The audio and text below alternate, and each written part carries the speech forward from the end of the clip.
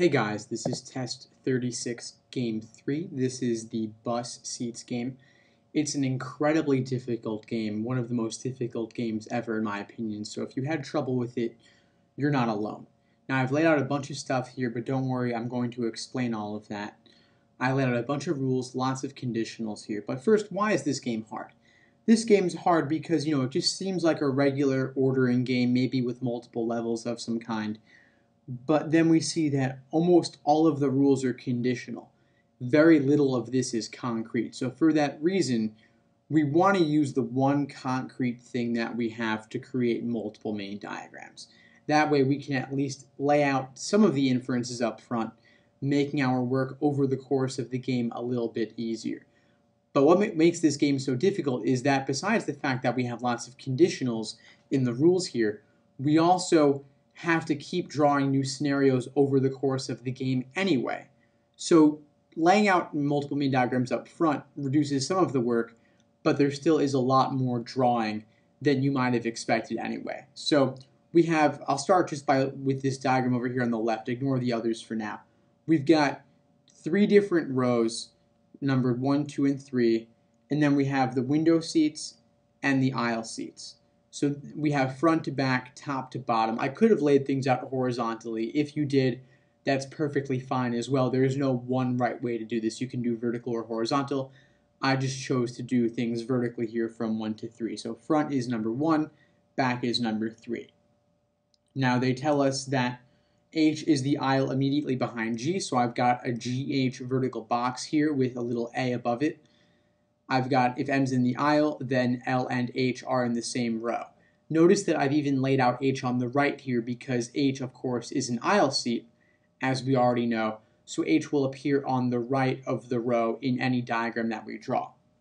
Next, G's in the same row as K. I've done KG because, of course, they're going to be left to right on the diagram itself in that particular arrangement. And, of course, if K and G are together, then we've got I and M together vertically.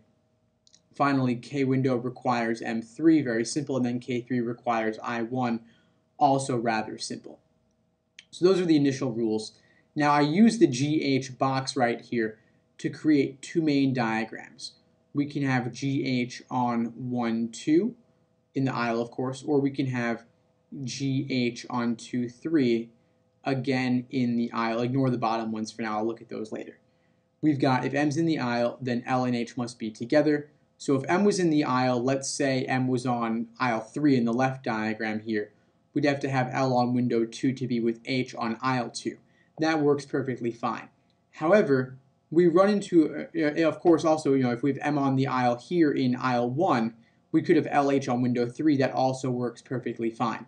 So that rule works well in either of these 2 scenarios, which are the only 2 for the game, of course. Next, if G and K are in the same row. So if we had K on window 1 in the left diagram and then G on aisle 1, we could easily fit I, M on window 2 and window 3. It would work perfectly fine.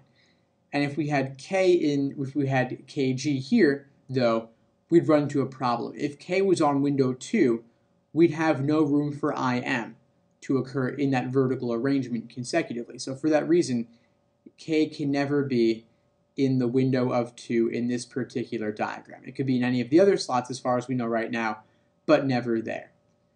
Next, if K was in the window, M would be on 3. Now, on the left diagram, that works perfectly fine. K window could occur in any of these, and we could still have M on aisle 3, for example. In the right side diagram, though, if K was on window 3, there would be no open 3 slots to have M on 3. Therefore, K cannot be on window 3 here either.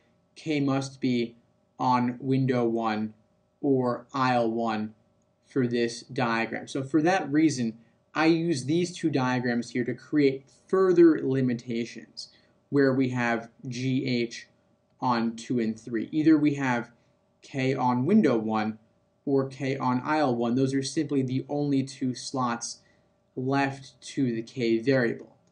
Now, in the rightmost of those, of course, we don't really need this one anymore. We've already drawn more limited versions of it. If we have K on window 1 here, we're going to have M on window 3, and then I and L will be interchangeable in the remaining slots, no real restrictions regarding those guys. And the diagram on the right, of course, we have I, L, and M occurring on the window column, but we don't know exactly where. It's pretty open-ended. So these are our 3 initial setups for the game. The bottom 2, of course, are more limited. They're like 2A and 2B.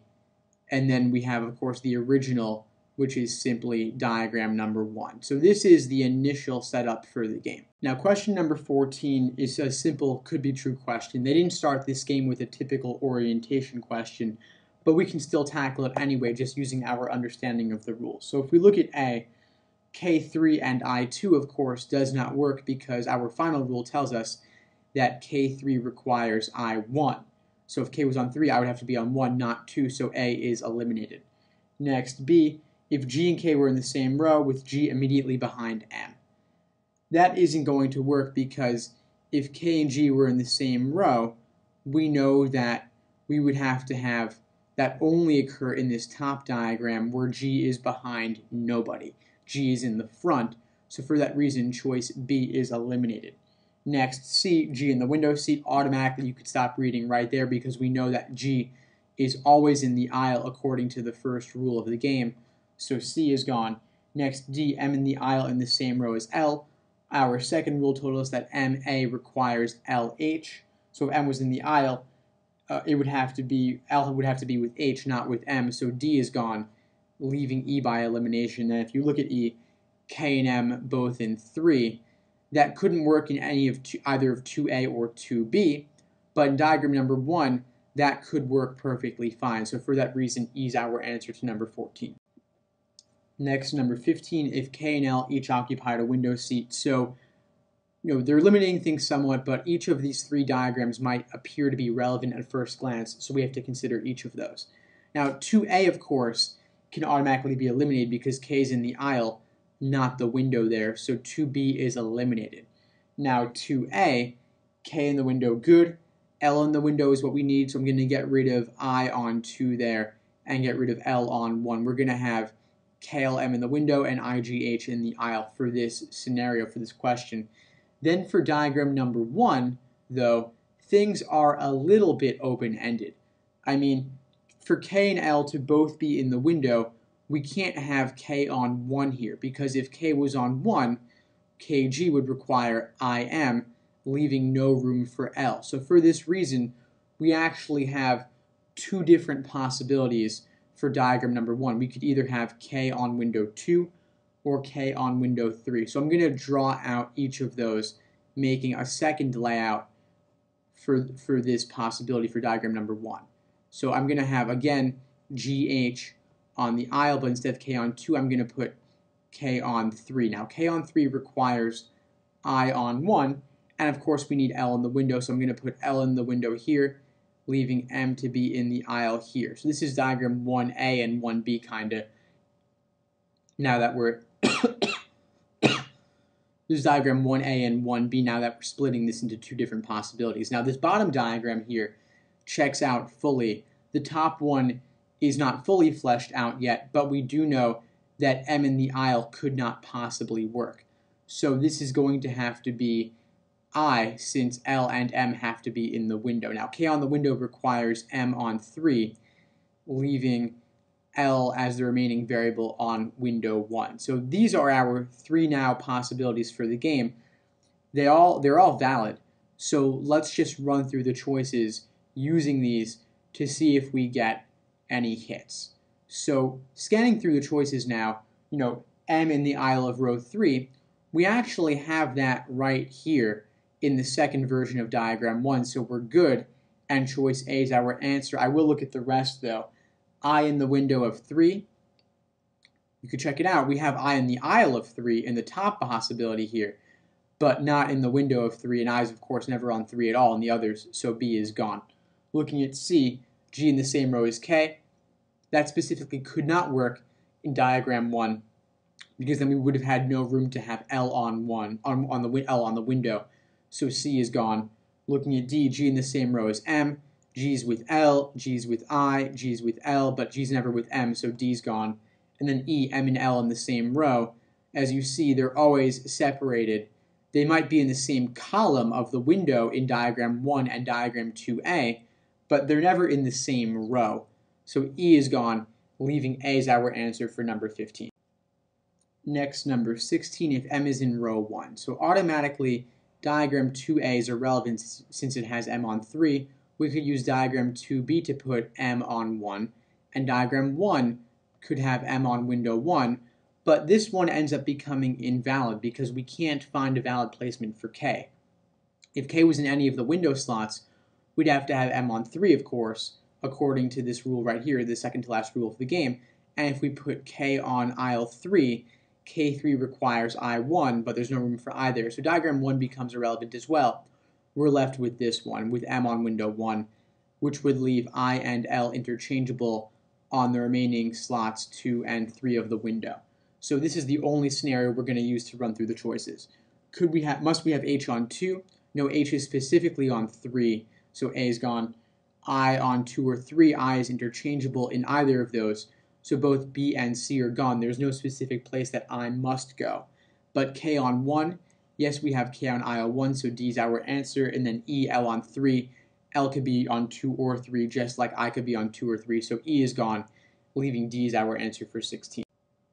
Next, number 17, if K was the aisle seat in row 3, automatically 2A and 2B are both gone since they have K on row 1 specifically.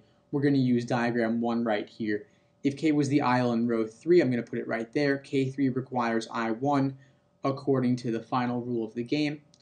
So things are looking pretty simple so far. Then we've just got L and M interchangeable on 2 and 3, no particular place that they have to go. So we'll use this one diagram only to run through the choices. Must be true except, find the 4 things that must be true, eliminate them, and whatever remains is your answer. So must we have G and I in the same row? Yes, we must. They're both in row 1, so A is gone. Must we have H and L in the same row? We could, but L could also be on row 3, making H and L on separate rows. That's not a must. So B is our answer for 17. I will look at the rest, though. L in the window. Yes, L is always in the window, whether it's 2 or 3, so that's gone. M in the window, same thing, whether it's on 2 or 3, still in the window. And then E, G on 1, of course, we do have G on aisle 1 always for this question. So E is gone, leaving B is our answer for 17. Next, number 18, if neither G nor I was in row 1. So diagram 1, where G is on aisle 1, is automatically irrelevant.